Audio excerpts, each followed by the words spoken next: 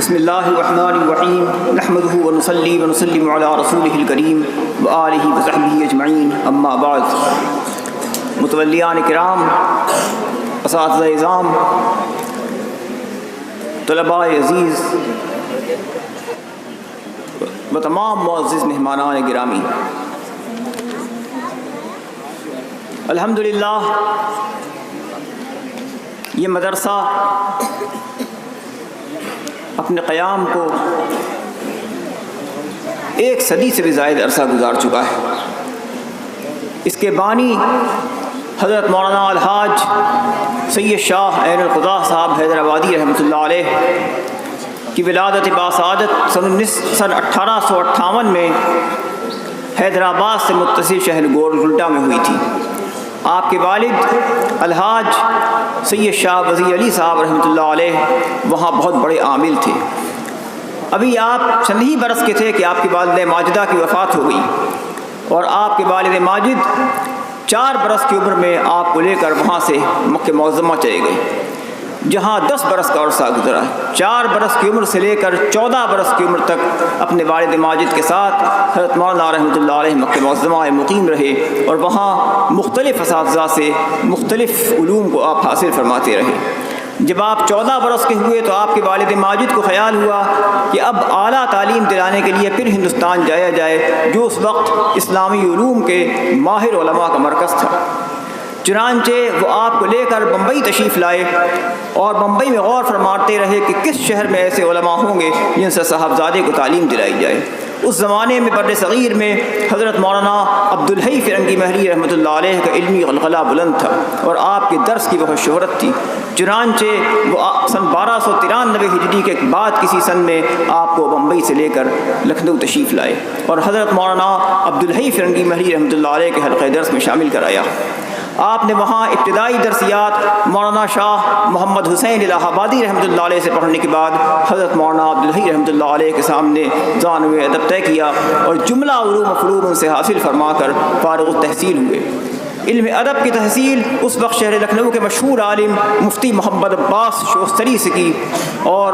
مائے ناز ادیب اور تمام علوم عقلیہ و نقلیہ کے آپ ماہر ہوئے. اس کے بعد آپ نے اپنا حلقہ درس جاری کیا. ابھی یہ آغاز ہی تھا کہ آپ کے والد استاد محترم حضرت مولانا القضا رحمۃ اللہ علیہ کی وفات ہو گئی. تو اس وقت شہر لکھنؤ کے تمام عمائد اور خاص کر علماء فرنگی محل نے آپ سے گزارش کی کہ آپ فرنگی محل میں قیام فرمائیں، اور یہاں اپنے استاد کی جگہ پر جانشینی کے فرائض انجام دیں. چنانچہ آپ نے وہیں فرنگی محل میں قیام فرما کر اپنے استاد کے جانشین کے طور پر تدریس کا آغاز فرمایا، اور لکھنؤ اور اطراف کے زیادہ تر علماء آپ کے شاگرد ہوئے. حضرت مولانا عبدالباری فرنگی محلی، حضرت مولانا عبدالشکور صاحب کاکوروی ثم لکھنوی، حضرت مولانا عبدالحمید فرنگی محلی، حضرت مولانا عبدالمجید فرنگی محلی. حتیٰ کہ فرنگی محل میں جہاں آپ نے پڑھا تھا وہاں کے بعد میں کوئی ایسا عالم نہیں گزرا جس نے آپ سے نہ پڑھا ہو. آپ کو حلقہ درس جاری تھا کہ اسی زمانے میں آپ نے حضرت شاہ موسیٰ جی ترکیسری نقشبندی رحمۃ اللہ علیہ سے بیعت فرمائی، اور سلسلہ نقشبندیہ مجددیہ کا سلوک طے فرما کر ان سے اجازت و خلافت حاصل کی، اور خود بہت قوی صاحب نسبت بزرگ گزرے. آپ کا قیام وہیں فرنگی محل کے قریب تک تھا کہ 1321 مطابق 1902 یا 1903 میں آپ کے والد ماجد نے اس محلہ کٹرا میر حیدر حسین کے احاطے دھوبیان میں یہ مکان خریدا، اور بغیر کسی نام کے ایک مدرسہ جاری فرمایا، جس میں کہ ابتدائی مدرسین میں شاہ محمد جان صاحب بحری آبادی اور حضرت مولانا عبدالشکور صاحب کاکوروی رحمۃ اللہ علیہ خاص طور پر قابل ذکر ہیں. یہ مدرسہ جو آپ کے والد ماجد نے سن 1321 مطابق 1903 میں جاری فرمایا تھا، وہ جاری تھا کہ آپ کو خیال آیا کہ اب والد ضعیف ہو گئے ہیں، ہم اس مدرسے کو اپنی تحویل میں لے کر اس کو ترقی دیں. چنانچہ 1328 مطابق 1911 میں آپ نے والد ماجد سے اجازت لے کر اس کو اپنے ہاتھ میں لیا، اور مدرسہ عالیہ فرقانیہ کے نام سے موسوم کیا. اور یہ مدرسہ، اور آپ نے دیکھا کہ بر صغیر میں تمام علوم و فنون کی تعلیم تو ہے، لیکن تجوید و قرات کا کوئی مدرسہ نہیں ہے، تجوید و قرات کا کوئی مدرسہ نہیں ہے. چنانچہ آپ نے تجوید و قرات کا مدرسہ بر صغیر کے سرزمین کے اوپر خالص تجوید و قرات کے مرکز کے طور پر جاری فرمایا. اس سے پہلے مدارس تھے جن میں تعلیم ہوتی تھی، شخصیات تھیں جو ان فنون کی حامل تھیں، لیکن خالص فن تجوید کے لیے یہ پہلا مدرسہ تھا۔ اس زمانے میں حضرت قاری عبدالرحمن صاحب مکی، برادر قاری عبداللہ مکی، ہندوستان میں تشریف فرما تھے، جو دونوں بھائی ہندوستانی کے باشندے تھے، لیکن مکہ معظمہ مدرسہ سہولتیہ میں شیخ ابراہیم سعد مصری مدرسہ سہولتیہ مکہ معظمہ سے شاگرد تھے۔ آپ نے ان کو زحمت دی کہ وہ یہاں تشریف لائیں اور اپنے درس کا آغاز فرمائیں، چنانچہ انہوں نے یہاں قیام فرمایا اور ان کے ساتھ ان کے کئی رفقا اور تلامذہ بھی تشریف لائے۔ چنانچہ قاری عبدالمالک صاحب علی گڑھی جو کہ قاری عبداللہ مکی سے روایت حفظ پڑھ چکے تھے، وہ بھی تشریف لائے اور کئی حضرات تشریف لائے۔ قاری ضیاء الدین صاحب الہ آبادی، اور یہاں مدرسہ یوماً فیوماً ترقی کرتا رہا۔ روایت حفظ، سبق روایات ثواب اور عشرہ، ان سب کی تعلیم یہاں جاری رہی۔ سن 1925 میں ایک عراقی عالم شیخ اسد اللہ نجفی تشریف لائے اور حضرت مولانا سے ملاقات کے دوران انہوں نے امیر المومنین حضرت سیدنا علی مرتضیٰ کرم اللہ تعالیٰ وجہ کے کچھ اشعار لحن سے پڑھے۔ چنانچہ جنوری 1925 میں عصر کے بعد وہ تشریف لائے، انہوں نے وہ اشعار پڑھے کہ حضرت مولانا کے اوپر کیفیت طاری ہو گئی، حضرت مولانا سجدے میں گر پڑے۔ جب لوگوں نے دیکھا تو حضرت مولانا وفات پا چکے تھے۔ حضرت مولانا رحمۃ اللہ علیہ کی وفات کے بعد آپ کے مرید خاص، آپ کو مدرسے ہی میں دفن کیا گیا، آپ کی مرید خاص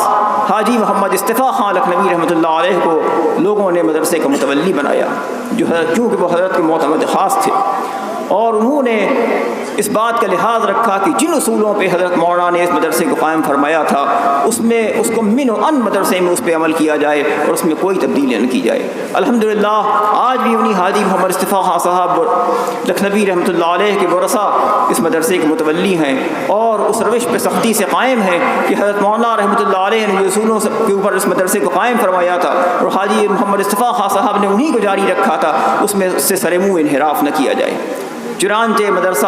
اگر غور کیا جائے تو جس روش کے اوپر قائم ہوا تھا اپنے بانی کے دور سے، آج بھی اسی کے اوپر الحمدللہ قائم ہے۔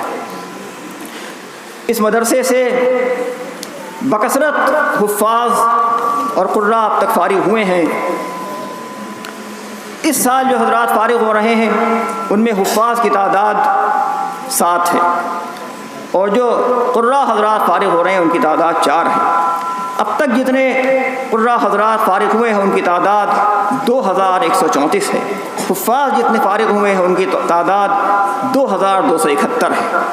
یہ کل یہاں کے فارغین کی تعداد ہے، اور الحمدللہ آئندہ بھی یہ مدرسہ اسی طرح امید ہے کہ اللہ تعالیٰ اس کو جاری رکھے گا اور مدرسے کے اور یوماً فیوماً ترقی کرتا رہے گا اور قرآن کی خدمت انجام دیتا رہے گا۔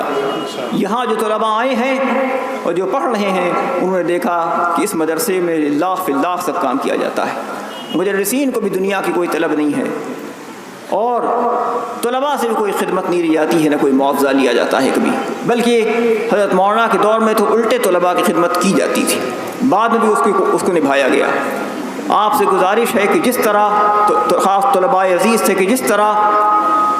انہوں نے اس مدرسے میں دیکھا